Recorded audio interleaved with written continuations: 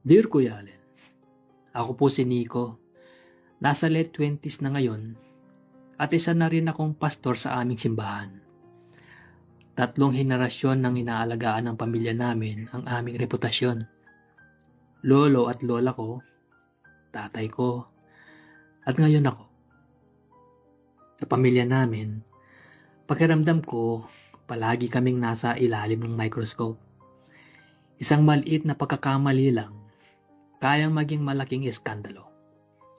Kaya mula sa pagkabata, sinanay ko ang sarili kong maging maingat.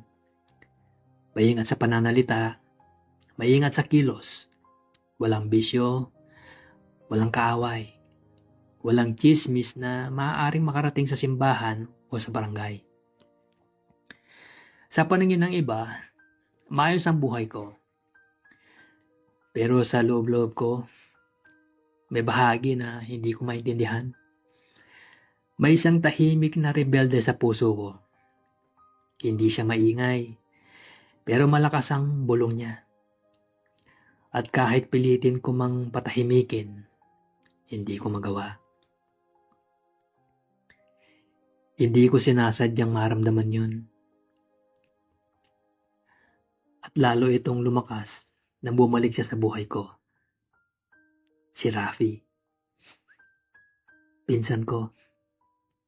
Anak ni Tita Lila.